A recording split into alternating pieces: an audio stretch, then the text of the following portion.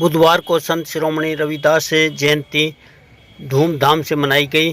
जिले भर में अनेक स्थानों पर कार्यक्रमों का आयोजन हुआ और जगह जगह भंडारों का भी आयोजन किया गया।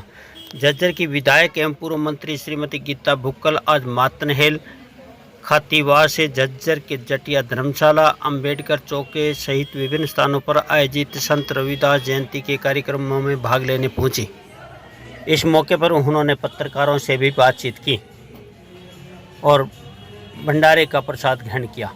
संत शिरोमणि गुरु रविदास जी की जयंती बहुत धूमधाम से सभी जगह मनाई जा रही है। इस जयंती के अवसर पर सभी को बहुत बहुत बधाई, शुभकामनाएं देते हैं। इसी प्रकार से सभी जगह जिस प्रकार से उत्साह से मनाई जा रही है, क्योंकि संत महात्मा किसी भी जात बिरादरी के नहीं होते। बड़े ही अच्छी बात है कि कई दिनों से गुरु रविदास जयंती मनाई जा रही है। आज यहाँ पर आने का सौभाग्य प्राप्त हुआ है। संत शिरोमणि गुरु रविदास जी के चरणों में नमन किया है और उनसे यही आशीर्वाद चाहते हैं कि सुख, शांति, समृद्धि पूरे क्षेत्र में बनी रहे। और जो शिक्षाएं उन्होंने अपने समय में दी थी आज उतनी ही प्रासंगिक वो हैं कि कोई व्यक्ति जन्म से ऊंच या नीच नहीं होता, अपने कर्मों से होता है। उस समय भी उन्होंने नारी शिक्षा की बात कही, उस समय भी कुरीतियों को ख़त्म करने की बात कही।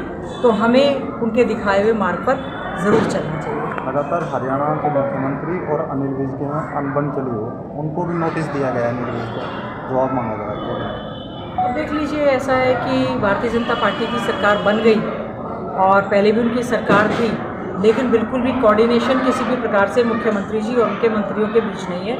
न केवल अनिल विज जी बल्कि नबी जुबान से बहुत सारे उनके मंत्री और एमएलएज भी इस तरह की बातें कर रहे हैं। अनिल विज जी बहुत ही वरिष्ठ नेता हैं भारतीय जनता पार्टी के, 7 बार के विधायक हैं, वो मंत्री हैं। जब वो कोई बात कह रहे हैं तो हो सकता है इसके कोई मायने होंगे। बीजेपी का इंटरनल मामला है, लेकिन ये पता चलता है कि बीजेपी में सब कुछ ठीक ठाक नहीं चल रहा। निकाय चुनाव कल वक्फ बोर्ड का बिल पास होना है, क्या कहना चाहिए? और देखिए, वक्फ बोर्ड के बिल पर एक स्टैंडिंग कमेटी जो है जेपीसी कमेटी का गठन किया गया था, उसकी मीटिंग्स हुई हैं और वो रिपोर्ट उनकी सबमिट हुई होगी। उसी प्रकार से मैं समझती हूँ लोकसभा में इसके ऊपर पूरी चर्चा होगी।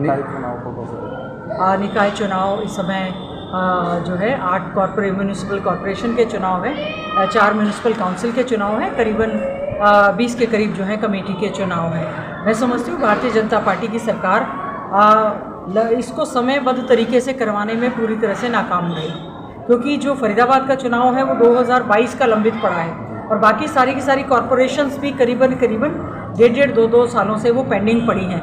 और थानेसर में बता रहे थे अरोड़ा जी की 9 साल के बाद वहाँ चुनाव हो रहे हैं, मतलब 3.25 साल बाद डिले। अब सरकार ने जो है निकाय चुनाव की घोषणा की है। कांग्रेस पार्टी जो है म्यूनिसिपल कॉरपोरेशन के मेयर का चुनाव और पार्षदों का चुनाव सिंबल पर लड़ेगी और म्यूनिसिपल काउंसिल के जो चेयरमैन हैं उनका चुनाव भी सिंबल पर लड़ेगी। और जहाँ जिस एरिया में जो नेता या हमारे साथी चाहते हैं कि वो पार्षदों का चुनाव भी सिंबल पर लड़े, तो वो जो कमेटी कॉन्स्टिट्यूट की है उनसे अपनी बात कह के वो भी चुनाव लड़ा जा सकता है। जो घोषणा पत्र के लिए एक जिम्मेवारी मिली है कि म्यूनिसिपल कॉरपोरेशन जो निकाय के चुनाव हैं उनके लिए घोषणा पत्र हम लोग तैयार कर रहे हैं। उसकी प्रक्रिया हमारी जारी है, क्योंकि जिस प्रकार से भ्रष्टाचार का बोलबाला नगर पालिका, नगर परिषदों में हर जगह रहा है, अमृत योजना का करोड़ों रुपए के घोटाले घपले की बात बीजेपी के नेता स्वयं कहते रहे रोहतक में, और बहुत बड़ा घोटाला फरीदाबाद कॉरपोरेशन में आया जिसकी जांच चल रही है। बहुत बड़ा कूड़े को लेकर घोटाला जो सामने आया उसमें वहाँ के मौजूदा सांसद और केंद्र में मंत्री भारतीय जनता पार्टी के वो स्वयं भी प्रश्न चिन्ह लगा चुके हैं। तो मैं समझती हूँ भ्रष्टाचार से लिप्त ये भारतीय जनता पार्टी के जो है कॉरपोरेशन और काउंसिल की जो सरकारें रही हैं, इसलिए हम उम्मीद करेंगे कांग्रेस पार्टी बहुत मजबूती के साथ अपने एजेंडा के साथ लोगों के बीच में जाएगी। और हमने कहा है बहुत सारे, चाहे वो कूड़े की समस्या है, सॉलिड वेस्ट मैनेजमेंट की है, आवारा बेसहारा पशुओं की है, लाइट्स की है, पीने के पानी की है, सीवरेज की है, लॉ एंड ऑर्डर के तहत सीसीटीवी कैमरा लगाए जाने की बात है। इस तरह के तमाम मुद्दे रहेंगे। उम्मीद करेंगे आने वाले समय में अच्छा चुनाव लड़ेंगे। बैलेट पेपर पर चुनाव के बाद ये कह रहे हैं कि हम ही जीतेंगे चुनाव में, हमारी सरकार बनेगी। आपस में तो डंडा बजा हुआ है, लेकिन कॉन्फिडेंट रहते हैं। यही कारण है कि स्टेट इलेक्शन कमिश्नर को हमने एक कांग्रेस पार्टी का डेलीगेशन अध्यक्ष जी की अध्यक्षता में उनसे मिला था। हमने ये कहा था कि ईवीएम से हम लोगों का विश्वास उठ गया है, क्योंकि बहुत सारे मामले सुप्रीम कोर्ट में लंबित हैं, स्टेट इलेक्शन कमीशन में, नेशनल इलेक्शन कमीशन में मामले लंबित पड़े हैं। इसीलिए जो निकाय के चुनाव उत्तराखंड में बैलेट पेपर पर हुए